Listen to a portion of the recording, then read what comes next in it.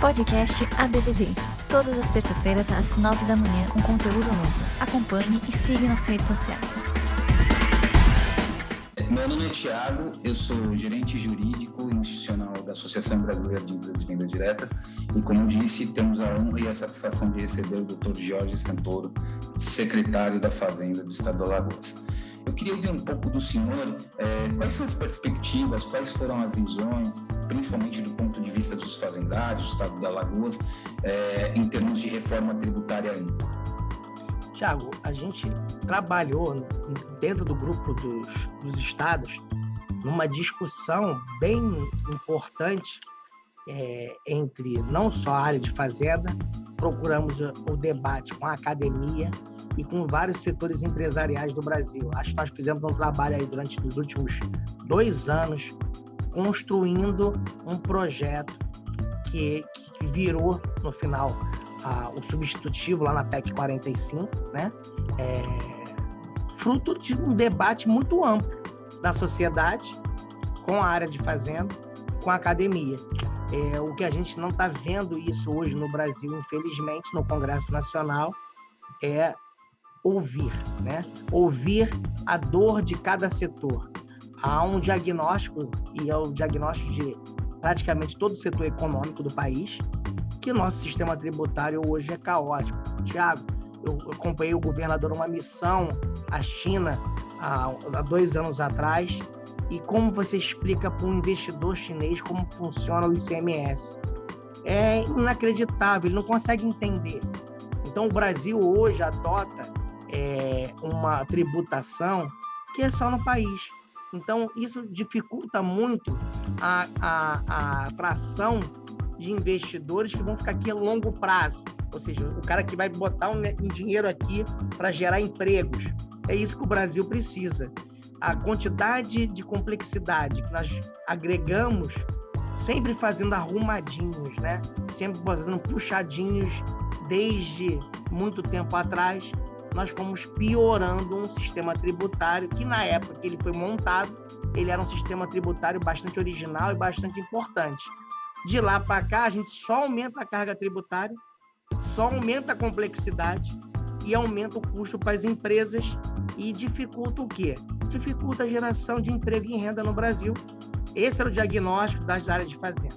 O que a gente conseguiu foi conseguir uma conciliação dos interesses, que não é fácil numa federação tão diferente no Brasil, em que você tem estados muito ricos e outros muito pobres. Mas você conseguiu um projeto, uma proposta que ainda precisava ser muito melhorada, Thiago.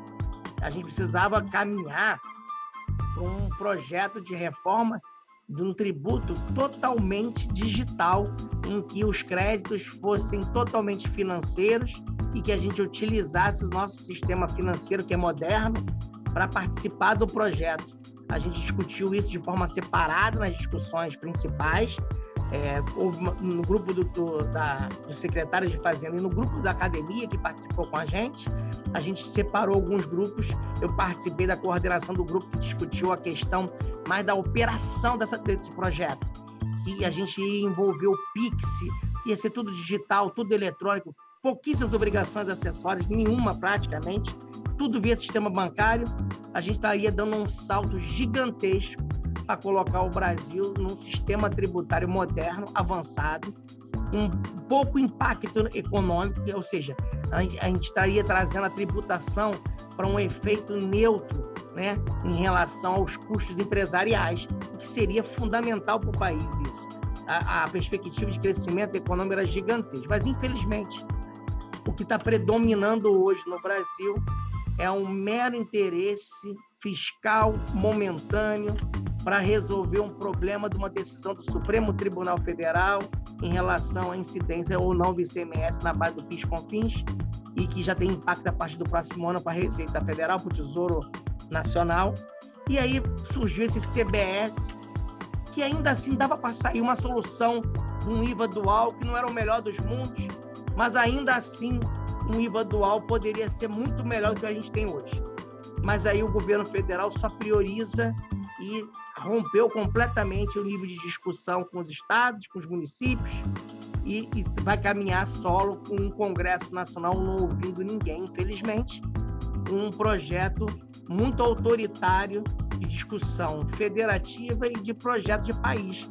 Eu acho que isso a gente está perdendo muita coisa, Thiago, que a gente poderia melhorar aquele projeto original da PEC 45, ouvir mais os setores de serviço que tinham problemas ali de carga tributária, a gente podia aperfeiçoar esses mecanismos, melhorar os mecanismos de transferência de renda, mas a gente perdeu totalmente o passo, optou novamente para puxadinhos para resolver problemas momentâneos, e só vai piorando o nosso sistema tributário, que cada vez mais fica caótico e cada vez mais vai dificultar o crescimento da economia brasileira. Da sua fala é preocupante quando a gente analisa, né? Como que você explica para o investidor estrangeiro, né? Esse cenário instável, não traz uma certeza, já há uma complexidade muito forte, né, do nosso sistema tributário nacional para se explicar, né, para um investidor estrangeiro, enfim, uma empresa estrangeira, e a gente achava que nesse momento, né, iria caminhar para uma solução não paliativa, né, mas absoluta. Mas eu tenho certeza que existem pessoas de bem, principalmente dentro dos órgãos fazendários, que daqui para frente possam amadurecer. Eu acho que hoje o empresariado e até um pouco a sociedade acabou evoluindo um passo de compreensão do que necessitamos, né? Então, não que uma reforma tributária se faça do dia para a noite, né? Mas se faça de uma forma democrática, de uma construção entre iniciativa privada e poder público, e que saia algo razoável, né? algo que atenda aos interesses do país, né? E não medidas paliativas, como bem colocado aí, a solução aí dos reflexos da decisão do STF, né? Na base de cálculo do PIS e da COFINS. Mas muito obrigado pelos esclarecimentos, secretário. E pegando o gancho aqui, a gente viu que esses últimos dias, né, até dentro desse cenário de medidas paliativas, né, porque muito se diz, né, reforma tributária, o governo vai colocar reforma tributária, e sai em todas as capas de jornal, reforma tributária. E aí, por uma questão conceitual, reforma tributária se faz com PEC, porque há necessidade de se reestruturar a Constituição Federal, não por projetos de lei, né?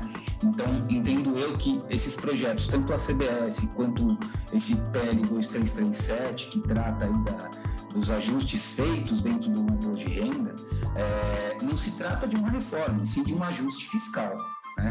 E eu queria entender um pouco qual foi a visão dos estados. Eu vi algumas manifestações, principalmente na ordem do CONFAS, quais são os reflexos que esse projeto de lei ele traz para dentro dos estados, se realmente ele vai equalizar ou se haverá estados que terão um maior prejuízo. Queria entender um pouco do senhor quais são os reflexos se caso esse projeto de lei seja aprovado, como anunciado aí nesses dias pelo Congresso Nacional, que vai ser pautado e votado.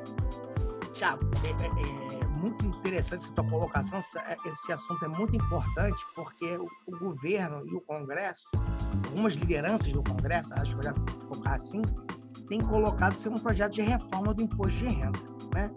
Na verdade, nós estamos fazendo um projeto que é um conjunto de pequenos arrumadinhos, mais uma vez, né? Visando atender a grupos de pressão e visando atender as eleições do ano que vem. Estamos mexendo num tributo que, após muito tempo, conseguiu-se ter uma lógica no imposto de renda. Hoje, o imposto de renda do brasileiro, com todos os seus problemas, ele tem uma lógica não só de arrecadação, mas também uma lógica de desenvolvimento econômico. Ele tributa de forma a estimular, em vários momentos, o investimento produtivo. Então, por exemplo, quando você não tributa os fundos de investimentos imobiliários, você está estimulando uma indústria de construção civil gigantesca que mais emprega no Brasil. Ao mesmo tempo, você tem outros mecanismos ali em que você privilegia o investimento de mais longo prazo, em detrimento dos operadores de mercado financeiro, tipo um day trade. E aí você vê uma reforma, né, em que você está privilegiando o cara do mercado financeiro que bota o dinheiro e tira o dinheiro, põe o dinheiro e tira o dinheiro. Não aquele cara que está preocupado em gerar emprego e renda de longo prazo no Brasil. Então, e aí foi só piorando no Congresso, que já era ruim, foi piorando. E mais do que isso, a gente tem uma questão, uma estrutura federativa. Qualquer país do mundo tem obrigações, né? E para cumprir essas obrigações entre as esferas federativas, no caso do Brasil nós temos 3, Estado, Governo Federal e município, você tem que distribuir a capacidade financeira entre essas esferas para você cumprir as obrigações. Já não é muito balanceado. E aí você vem com um projeto de imposto de renda que é a base dos 2 fundos de repartição de receitas, que é o Fundo de Participação dos Municípios e o Fundo de Participação dos Estados, que deveria, pela Constituição, ter um fundo de equalização fiscal importante, ou seja, pegar recursos de locais mais ricos e redistribuir para os mais pobres para equilibrar a renda no país. Infelizmente, ele não conseguiu, ao longo da história, equilibrar essa renda. Você tem estados que têm uma receita disponível muito ruim, como Alagoas, Maranhão, ou seja, são muito mais baixos, menos que a metade do que é a média nacional de receitas, e mesmo assim você consegue fazer um projeto que piora isso. Veja só, você está privilegiando a concentração nesse projeto de receitas no governo federal. Como é que você faz isso? A receita dos servidores públicos, por exemplo, Thiago, ela é retida na fonte, o imposto de renda, e é a receita dos estados e municípios. Quando você diminui a arrecadação na fonte, como está o projeto, e você aumenta a arrecadação no ajuste, quando você tira o desconto padronizado de 20%, você transfere arrecadação de estados e municípios para o governo federal. Olha que solução. Mantendo a carga tributária, só que você tira dinheiro de estados e municípios e põe para o governo federal. Para piorar, ele dá todas as isenções já onde estados e municípios arrecadam, que é a que vai para o Fundo de Participação dos Estados e municípios. Nós calculamos, na última versão do projeto, uma perda de 26 bilhões no fim da escadinha que ele está propondo para estados e municípios. Só que o que ainda é mais dramático, que é FPE, como eu falei no início, e FPM, ele é para redistribuir para as regiões mais pobres. Então, o impacto é muito maior proporcionalmente à arrecadação e ao PIB de estados do Norte e Nordeste. O impacto lá em São Paulo dessa proposta é menor, pequeno, mas o impacto em Alagoas é gigantesco, o impacto na Bahia é gigantesco, prejudicando os municípios na ponta de uma forma muito severa. O município só tem essa arrecadação para sobreviver, para pagar a folha, para pagar seu fornecedor, pagar a merenda escolar. Ele pode ter um severo impacto nos próximos anos. E os gatilhos que o relator tem colocado no projeto não vai proteger. Nós vamos só diminuir a participação de estados e municípios no bolo total. Isso é o que acontece sempre. E isso é uma tragédia, porque quando você centraliza recursos do governo federal, esses recursos estão longe da ponta, que é a que mais precisa desses recursos, e você está acabando de financiar déficit público para aplicações desses recursos, não sei nem aonde, porque fica muito longe do controle social. E aí é justamente o contrário, né, Thiago, do que a gente tem ouvido o governo e esses líderes do Congresso falar que seria mais Brasil e menos Brasília. Nós estamos fazendo mais Brasília e menos Brasil. Esse é um das repercussões e que os estados têm rebatido. E hoje, surpreendentemente, no relatório apresentado no Colégio de Líderes, o relator ainda coloca uma nova jabuticaba. Ele diminui a participação das capitais no rateio do ICMS, ou seja, uma PEC que trata de imposto de renda foi alterar o rateio de ICMS de estados e municípios. Além disso, ele ainda mexe no CEFEM, que é aquela contribuição das mineradoras para compensar a perda, piorando ainda mais a distribuição de arrecadação entre os estados e municípios, concentrando ela em alguns locais. O que parece, olhando de fora, que é para atender grupos de pressão dentro do Congresso apenas. Ou seja, o projeto não tem estudo, não tem impacto, não analisa as repercussões econômicas, ele provavelmente vai gerar mais problemas, mais conflitos no Supremo, mais conflitos jurídicos e mais problemas para as empresas e para os empreendedores, que está lá na ponta, o empreendedor que quer fazer sua venda, né, da sua mercadoria, vai mudar toda a tributação novamente. Como é que ele vai tratar disso, essa mistura, né, dessa carga tributária dessa maneira? Então, a gente vê com muito mais olhos esses movimentos de autoritarismo, de pouco debate público dos projetos. Um projeto de reforma do imposto de renda sendo aprovado e discutido em menos de 30 dias no Congresso Nacional. Um assunto que mexe com a vida de milhões e milhões de brasileiros, deveria ser tratado minimamente com mais cautela, porque a gente já viu esse filme várias vezes no Brasil e a história é sempre muito ruim. É quase um trem fantasma, né? Um trem fantasma sem piloto do parque de diversões, infelizmente. Bom, depois dessa aula aqui, verdade, considerando a sua preocupação, eu acho que a preocupação de todos os brasileiros, né? Porque a gente sente na pele que, historicamente, quem paga mais tributo no Brasil é o comércio, quem paga mais são as classes mais baixas, né? Como a BVD aqui, nós representamos as empresas e também mais de 4 milhões de vendedores, empreendedores independentes, né, que tem uma renda variável que chega até um salário mínimo.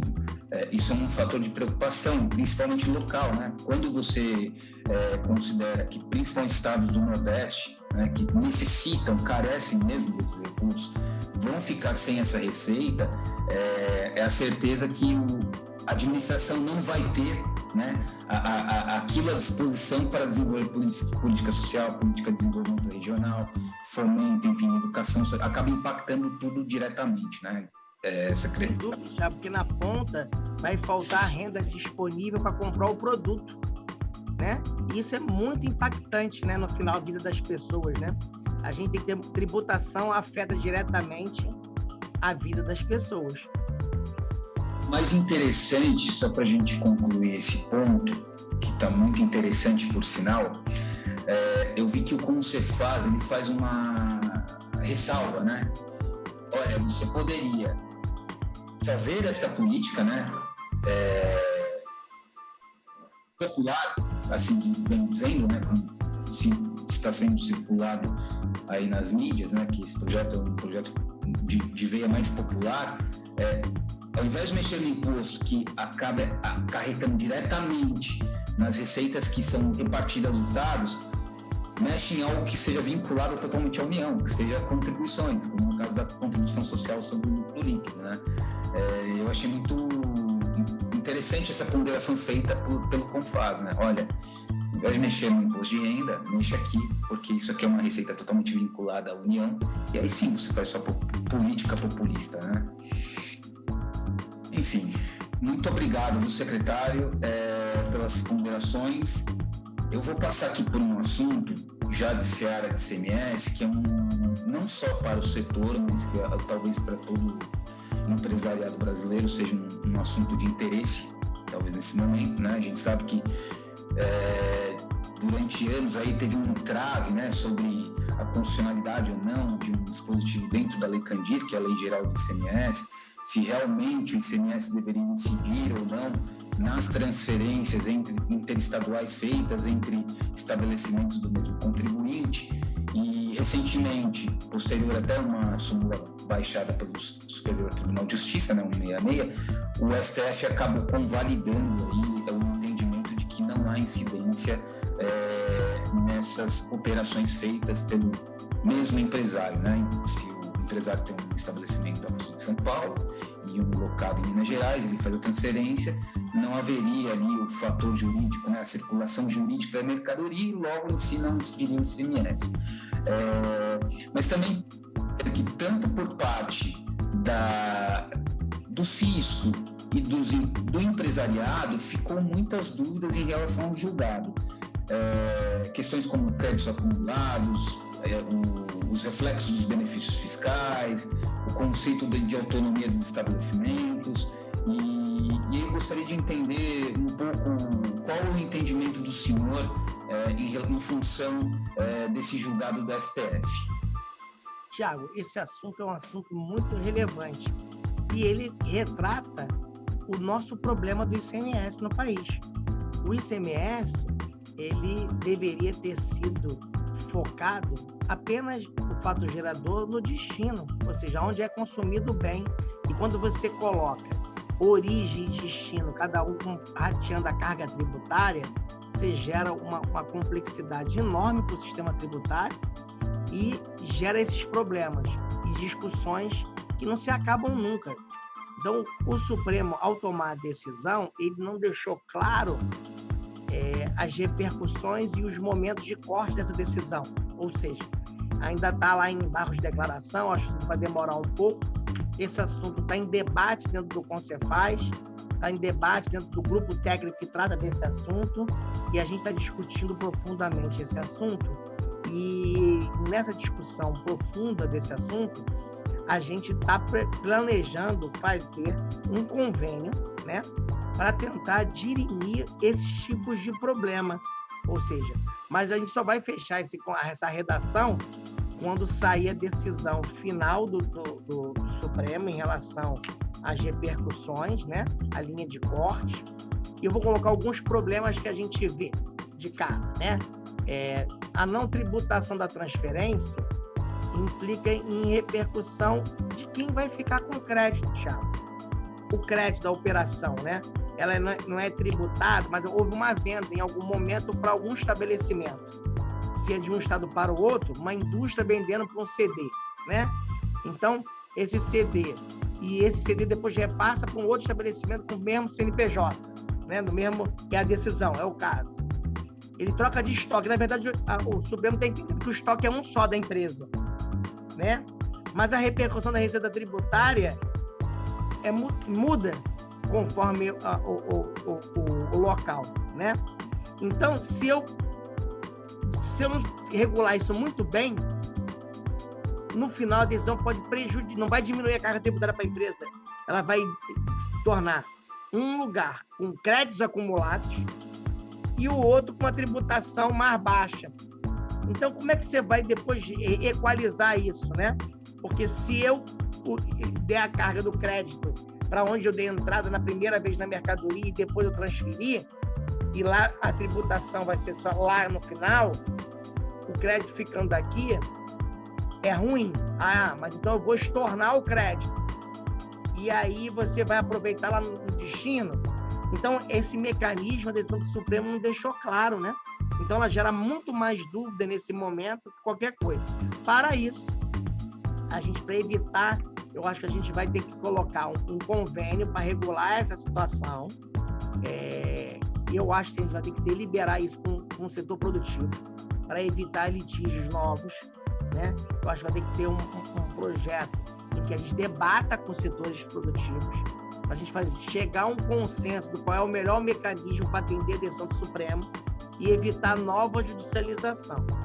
Agora, isso tudo seria evitado se a gente jogasse tudo para o destino, se a gente aprovasse uma PEC 45, por exemplo, ou um outro projeto qualquer, de IVA dual, IVA, né? A gente tem que passar essa discussão para frente, Thiago. Eu acho que o sistema tributário do jeito que está, com esses arrumadinhos, com esses problemas históricos, só geram mais insegurança para o empreendedor lá na ponta, né?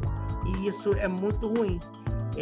Um fator que agrega problemas aí é substituição tributária. No meio dessa decisão aí, do MVA, como é que você vai recalcular o MVA dessa mercadoria, né? Segundo problema, a gente tem benefícios fiscais e tributários na maioria das unidades da federação, e cada um é de um jeito, né? E aí a entrada de um benefício num estabelecimento que tem um benefício XPTO, só que a venda é por outro benefício de outra maneira. Como é que funciona? Qual que você vai usar? É uma dúvida. E para complicar ainda mais, a Lei Complementar 160, ela estabelece o fim dos benefícios comerciais do ano que vem. E aí, o Congresso está lá tramitando com um projeto que joga para talvez 15 anos, para o mesmo prazo da benefício da indústria. No final, como é que você vai tratar disso? Se o ano que vem acabar o benefício, como é que vai tratar? Se tiver benefício, cada um de uma região, e cada um estado tem um benefício diferente. São muitas dúvidas, eu fico me colocando na posição do empresário, como é que ele vai propor investir num negócio comercial no meio dessa confusão tributária que nós estamos vivendo no Brasil. É essa insegurança jurídica, e por isso a gente vem defendendo amplamente a reforma tributária ampla, para a gente poder começar, se não é aquele projeto que os estados apresentaram, vamos colocar outro projeto, vamos discutir outro com a sociedade, mas a gente não pode continuar no Brasil com uma situação que nós estamos vivendo hoje, com os piores indicadores de complexidade tributária do mundo. Com certeza. Eu acho que essa decisão ela traz reflexos, como bem o senhor colocou, né? A gente aqui fica um pouco preocupado como que isso vai ser operacionalizado em termos de ICMS-ST, né? Porque não é uma coisa tão simples, né? A instituição tributária, por mais que seja um mecanismo eficiente de arrecadação, ela tem suas complexidades, né? Um universo à parte dentro do sistema tributário nacional.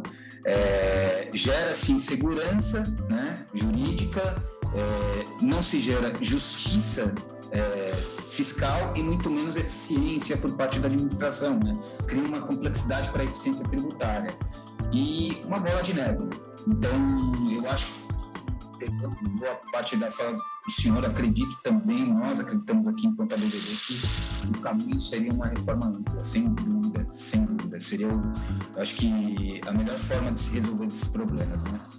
Vamos aguardar, né, para ver quais serão as cenas dos próximos capítulos e torcemos para que o país, que haja consenso entre os liderantes, as lideranças, né, os governantes, para que a gente possa evoluir nesse ponto. Muito obrigado mais uma vez pela ponderação desses pontos, acho que foi muito gratificante. E eu deixo aqui um espaço aberto, secretário, para que o senhor dê a mensagem, enfim, como ele disse, né, eu dispenso assim, elogios, porque tenho uma admiração profunda pelo seu trabalho, não só pelos encontros que tivemos, mas por todo o trabalho que é feito à frente do Estado de Alagoas, aí apoiando o governador Renan Filho, acompanho nas redes sociais todos os movimentos da Secretaria de Fazenda, os leilões que são feitos aí no Estado, principalmente, que acabam beneficiando aí a toda a população do Estado de Alagoas, e também com a preocupação, né, desses reflexos para os nossos revendedores dentro do Estado de Alagoas. Então eu deixo aqui um espaço aberto, aqui fica livre para o senhor dar mensagem, enfim, de perspectiva para frente, futuro, para esses empreendedores, para essas empresas que acreditam no trabalho da Secretaria de Fazenda do Estado de Alagoas. Olha, eu queria agradecer você, antes de tudo, da Associação Brasileira de Empresas de Vendas Diretas. Eu tenho uma admiração muito especial pelo seu trabalho, Thiago, como você colocou. Eu gosto muito da sua postura técnica, ética, muito importante no setor. E a associação, acho que ela tem um papel muito importante. É um grupo de empreendedores gigantesco nesse país, um país de pessoas que sonham com um futuro melhor e que a gente tem que dar muito valor a cada um desses empreendedores que todo dia estão lá lutando, buscando sustentar sua família. E essas empresas que permitem isso, que criaram esse modelo de negócio tão vencedor, permite uma renda para essas famílias muito relevante, e que aqui em Alagoas a gente tem um grupo muito grande desses empreendedores, e o Estado tem, nos últimos anos, como você colocou, a gente procurado simplificar a vida desses empreendedores e investindo em mecanismos de melhorar a logística do Estado, para diminuir custos das pessoas e gerar um ambiente econômico saudável para atrair empreendedores, para atrair investidores.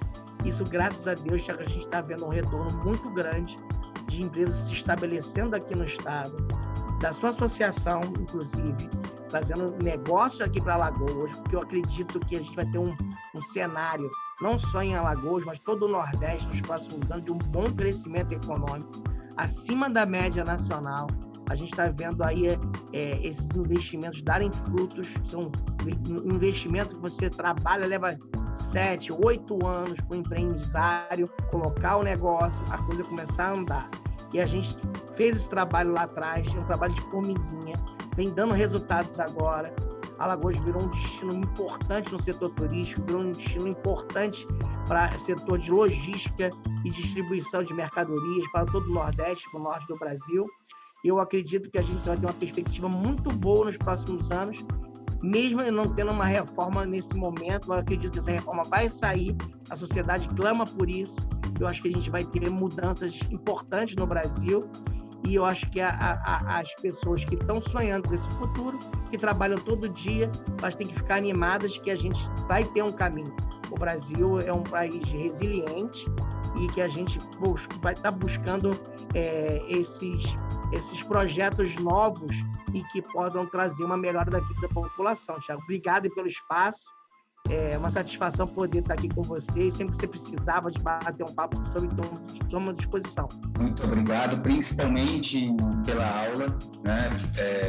É uma satisfação enorme para a BVD, e aqui eu deixo os cumprimentos, não só os meus, né, mas de todas as nossas empresas que muito contribuem aqui para a nossa sociedade brasileira há anos, né?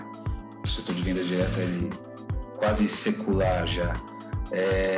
Em nome da nossa presidente Adriana Cóloca, e tenho certeza que esse material que vai ser disponibilizado aqui nas redes sociais, desenvolvido aqui pela BVD, vai ser de grande valia para aqueles que queiram entender, porque eu acho que foi muito claro que foi colocado aqui pelo senhor. E sinta-se abraçado pelo setor, e as portas estarão sempre abertas aqui para a Secretaria da Fazenda do Estado de Alagoas e principalmente para o senhor. Muito obrigado mesmo. Muito obrigado. Um grande abraço, Thiago. Uma boa semana aí para vocês e para todos vocês. Até logo. Tchau, tchau. Tchau. Podcast ABVD. Todas as terças-feiras, às 9 da manhã, um conteúdo novo. Acompanhe e siga nas redes sociais.